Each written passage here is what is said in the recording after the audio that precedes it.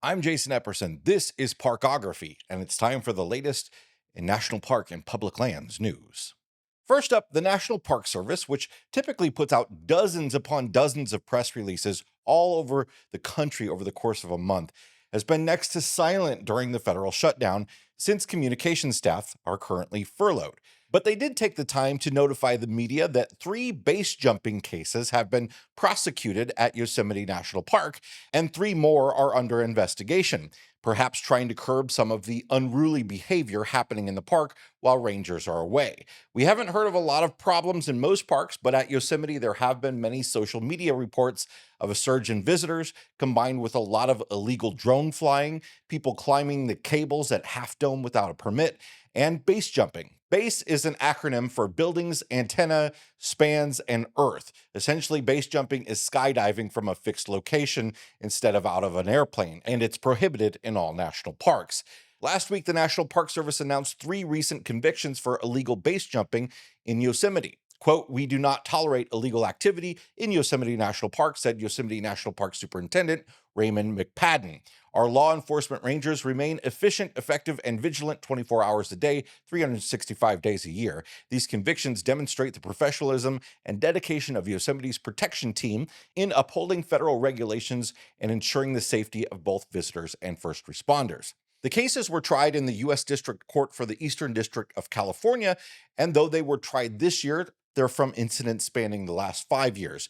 Christopher Durrell pleaded guilty to base jumping from the porcelain wall and was sentenced to 18 months of unsupervised probation, $600 in fines, and 40 hours of community service with an organization supporting the National Park Service. His base canopy and wingsuit were forfeited. Joshua Iosu was seen jumping near North Dome in the summer of 2024. He fled on foot but was later identified and cited on July 17, 2025. He pleaded guilty and was sentenced to 2 days in jail, 24 months of unsupervised probation, and $2,510 in fines. He's banned from entering Yosemite during his probation. David A. Nunn jumped from El Capitan on July 21st, 2020. He suffered a severe equipment malfunction, colliding with the wall of El Capitan before crash landing at the base. He was rescued by National Park Service personnel. Nunn, who had a previous conviction for the same offense in 1998, pleaded guilty, and on September 16, 2025, he was sentenced to 2 days in jail, 12 months of unsupervised probation, and $760 in fines, along with restitution of around $450 to cover the cost of his rescue. He's banned from entering Yosemite during probation and was ordered to forfeit his parachute and harness.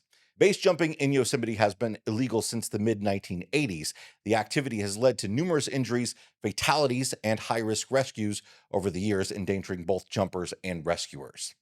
The Trump administration has formally approved plans to open the Arctic National Wildlife Refuge's 1.5 million acre coastal plain to oil and gas leasing, reviving one of the most contentious public lands debates in the country. The move fulfills a congressional directive requiring at least 4 lease sales over 10 years. Interior Secretary Doug Burgum announced the decision alongside Alaska officials and also reinstated leases previously canceled by the Biden administration. Cancellations a federal judge ruled exceeded executive authority.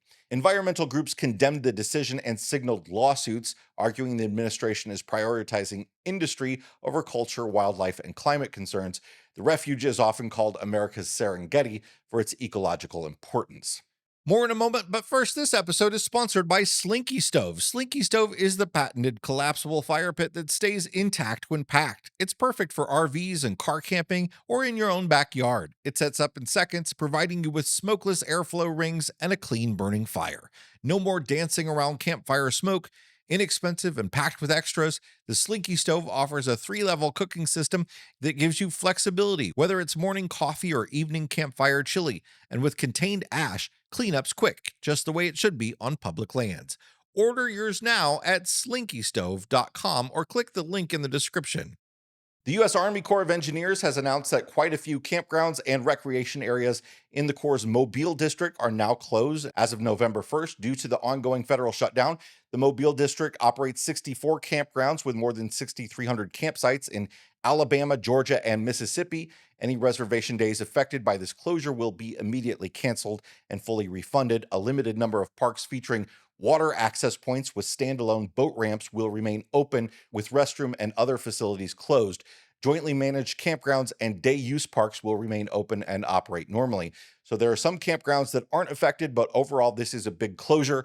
The entire U.S. Army Corps of Engineers portfolio of campgrounds and recreation sites across the country was set to close for the entirety of the shutdown, but when it happened, the vast majority stayed open. Army Corps recreation areas have already been facing severe staffing shortages, as we've been reporting on all year. Phantom Ranch and Bright Angel Campground, respites at the base of the Grand Canyon, reopened to visitors on November 1st, restoring access to key inner canyon destinations following earlier closures caused by the Dragon Bravo fire, along with trail stabilization efforts and ongoing infrastructure work. In addition to the overnight access, the Phantom Ranch area and the lower section of the South Kaibab Trail have also reopened to day-use visitors. And beginning today, November 4th, a temporary interruption in water pumping operations will occur as part of the Trans-Canyon Waterline replacement project. That work will go on approximately through November 18th and will prevent new water from being transported to Phantom Ranch, though there is a reservoir there that is holding drinking water, and it is available in some areas but not others, so check out the details before you hike. Backcountry users are strongly encouraged to carry sufficient water and bring reliable water treatment methods. The larger Trans-Canyon Waterline replacement project is a multi-year infrastructure effort to modernize the park's aging water delivery system and is anticipated to continue through 2027. A new federal plan could open 13.1 million acres of public land to coal leasing nationwide, including 48,000 acres in Utah, with some tracts located adjacent to Zion, Bryce Canyon, and Capitol Reef National Parks, as well as the Grand Staircase Escalante National Monument. Many of these areas were previously deemed unsuitable for coal leasing. Environmental groups warn that mining near these parks could harm dark skies, water quality, and local gateway communities like Springdale and St. George, whose economies rely heavily on park tourism. The Department of the Interior said the move is part of a broader plan to strengthen U.S. energy production and mineral recovery. The National Park Service has lost its only petroleum engineer after Forrest Smith's contract was not renewed, leaving no in-house expert to oversee cleanup of abandoned oil and gas wells scattered across U.S. national parks.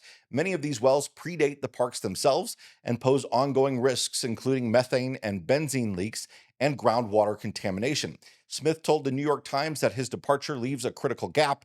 There's nobody left in the national parks who can confidently oversee this work, he said. A new report from the National Wildlife Federation and partners warns that idled wells on public lands threaten wildlife recreation and nearby communities, and urges the government to maintain strong bonding rules that ensure cleanup costs fall on drillers and not taxpayers. The U.S. Senate voted 72-25 to reject an effort to block a controversial U.S. Fish and Wildlife Service plan that would allow the killing of up to 450,000 barred owls in the Pacific Northwest to help save another owl, the endangered northern spotted owl. Senator John Kennedy led the failed resolution, calling the plan a misguided attempt to play God. Supporters, including Oregon Senators Jeff Merkley and Ron Wyden, say the cull follows a decade of research and is necessary because the more aggressive barred owl has rapidly displaced the spotted owl from old-growth forest habitat.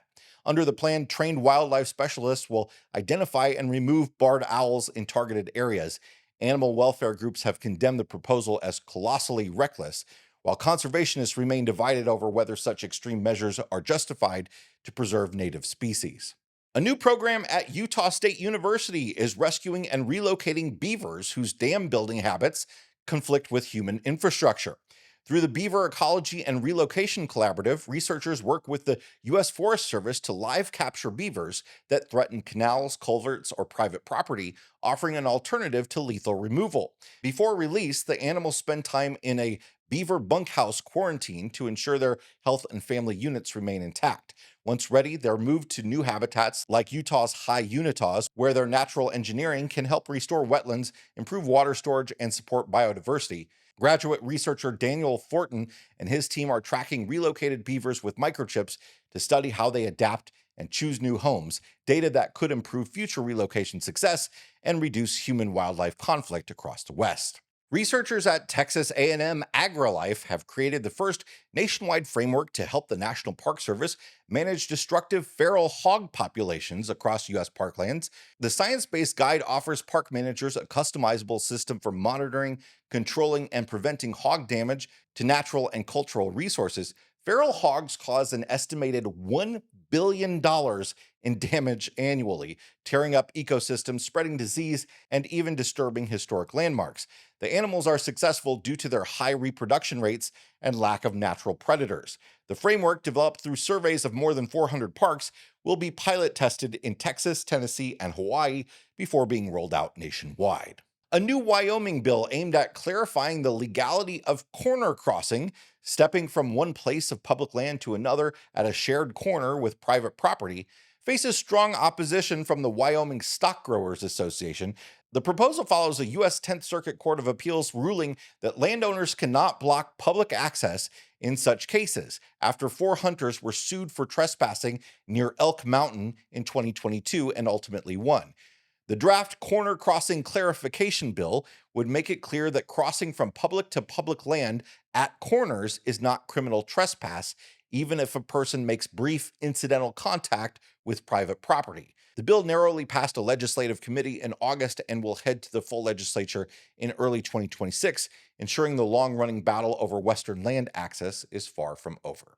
That's it for this week's National Park and Public Lands News Roundup. Thanks so much for being here. If you got something out of this episode, hit the like button, subscribe, and we'll see you next time. Bye, everybody.